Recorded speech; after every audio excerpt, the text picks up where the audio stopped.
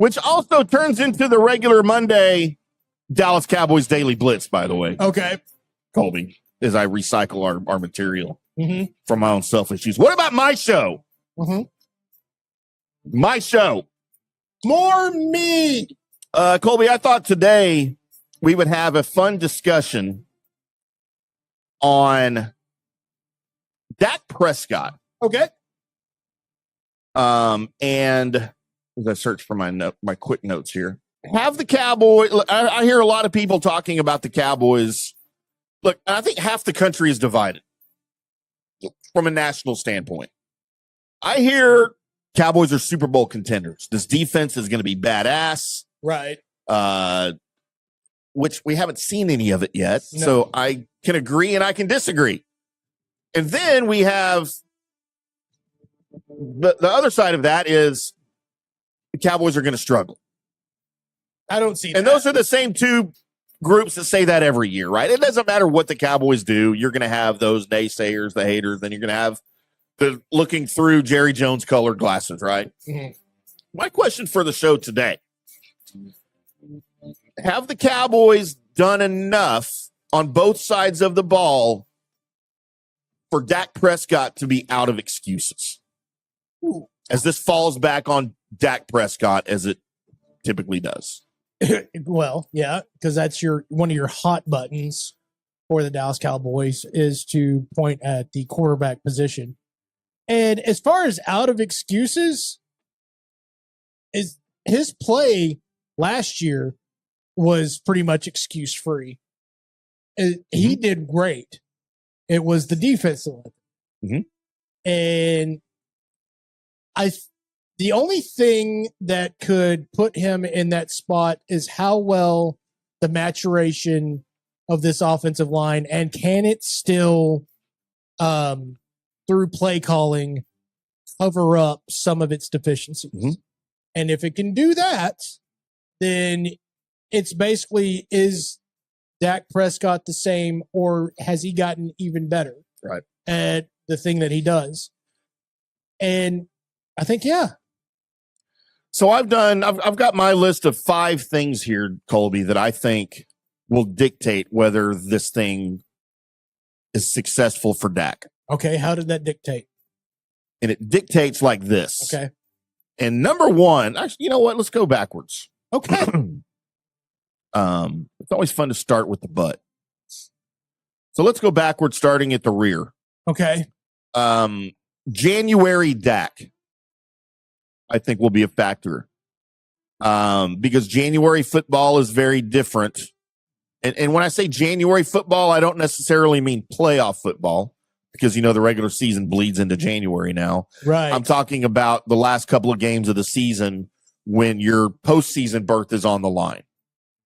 Can Dak still be Dak against that increased pressure, not just from defenses that you're going to get late in the season, but also against the pressure he's feeling internally?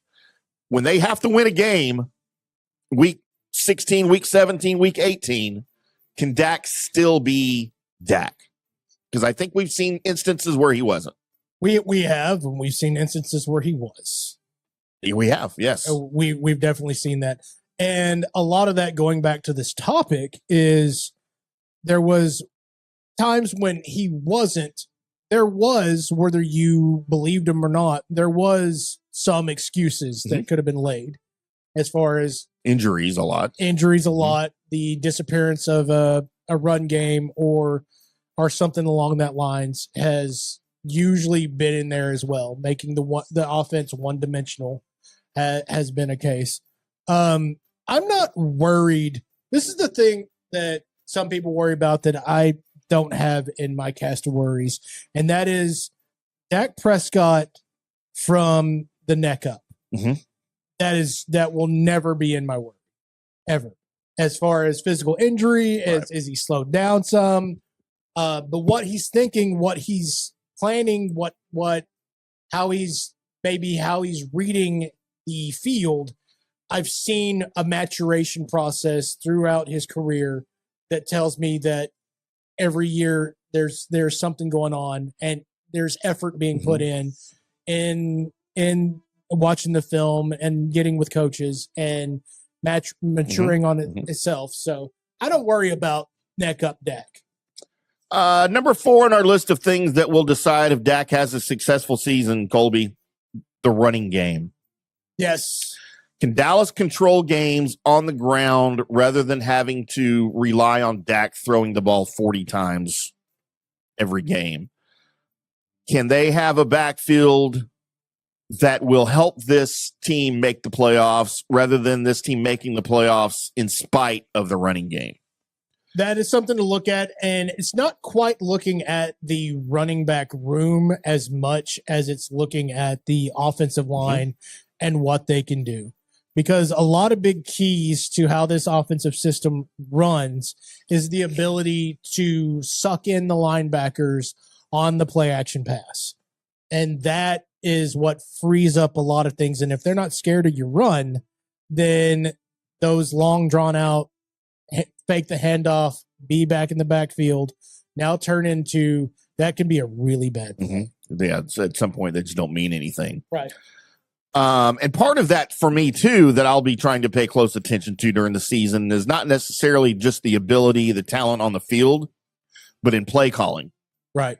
Will Brian Schottenheimer remain committed to the run when it appears to be failing at times? Or will that pressure just go right back on Dak? Because I think that's important. Number 3 on our list of what will make Dak Prescott successful this season, Caleb Downs' immediate impact going on the defensive side of the ball. Is he ready to be a week 1 difference maker? Where will they use him? And how will that affect how long the offense is off the field and getting rest for the offensive line and for Dak Prescott? I'm not worried about the effectiveness of Caleb Downs like day one for some reason. And maybe it's just I've been fed enough of what the internet pundits right before the draft and everything said about Caleb Downs, and looking at other people's reactions, other people that have played against him, reactions when he went to Dallas. And maybe it's because my feed has fed me all of this, but it's like, that's not even a question. And maybe I should question. Yeah. Maybe I should sit back and go, well, what if everybody's wrong? Or it's just my feed has fed me this information, and now I think what my feed tells me to think, right? So, because that happens, usually politically. Right. Looking at y'all. All of y'all. And kind of along those lines, Colby, my number 2 is just Christian Parker's defense overall.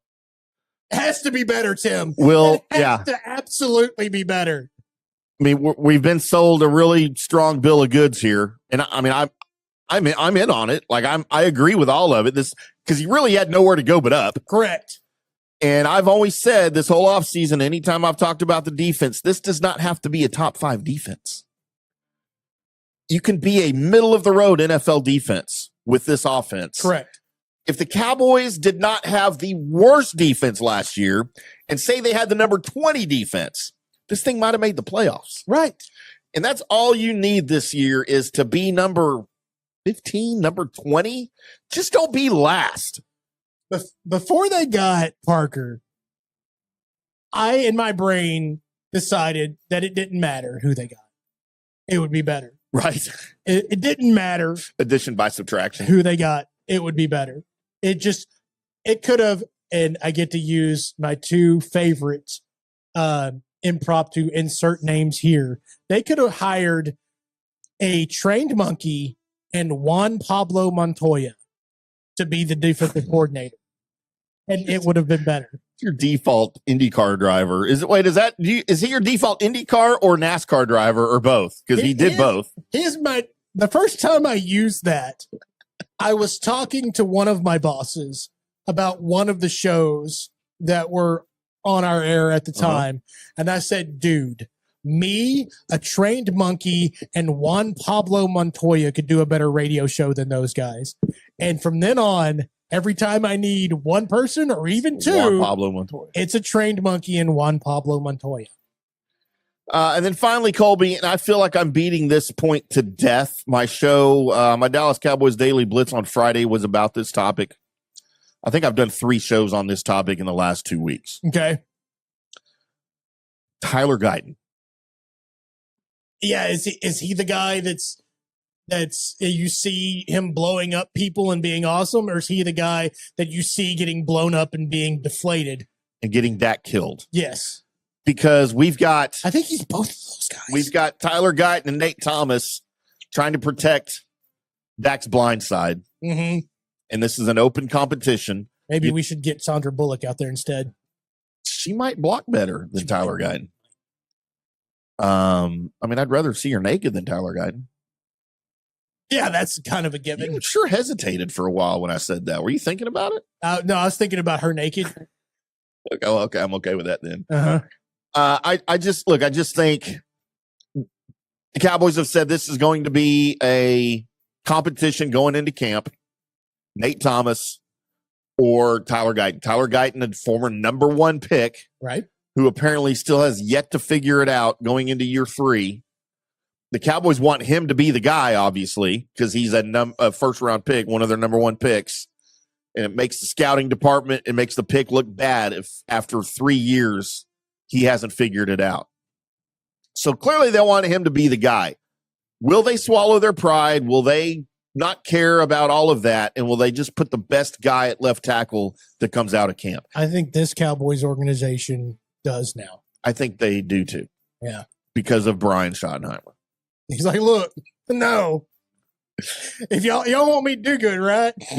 Y'all want to win, right? Yeah. So we're not going to be stupid over here.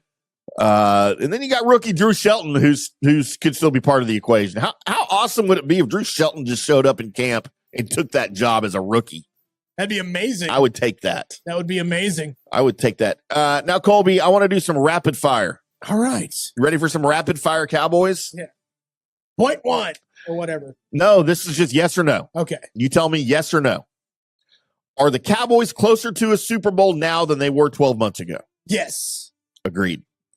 Is Dallas one of the NFC's 5 best teams? Yes. Oh, I'll say no. I can't think of the other 4. Well, we're rapid firing. We're not discussing. Okay. Is this the best roster of Dak's career? No. Oh. I'm going to say yes. But you're probably talking about offensive line. I'm thinking skill positions. I'm thinking offensive line. I'm thinking Zeke out of the box at running back. Yeah. Is this the best offense of Dak's career? Yes. Yes. Will the Cowboys win at least 10 games? Yes. Yes. Will Dallas win the NFC East? Yes. Yes. Will the defense finish in the top 10? I don't know. No. No. This one's not yes or no. Who is the most important defender, Quinnen Williams or Caleb Downs? Caleb Downs. Quinnen Williams. Who is the bigger concern, Tyler Guyton or the cornerbacks? Guyton. Who has more pressure, Dak Prescott or Brian Schottenheimer? Prescott. Is reaching the playoffs enough to save the season and Brian Schottenheimer's job? Yes. Yes. Would one playoff victory constitute a success? Yes. Yes. Does Dallas have to reach the NFC Championship game for 2026 to be a real success? No. Can Dak Prescott win 3 consecutive playoff games? Yes. Yes. And then finally, Colby, is the Super Bowl or bust confidence, is it just belief or is it Cowboys marketing? Cowboys marketing. So you don't think they really believe it? Wait, are we talking about the team? Or, the team. Because the team's out there saying Super Bowl or bust. Oh, then yes. Okay, I agree. All right. Well, there you go, Colby. There's your Dallas Cowboys talk. How you like the rapid fire part of that? I did like the rapid. It sounded like you were prepared and made notes. I did. I had notes for this segment. That's weird. I never do.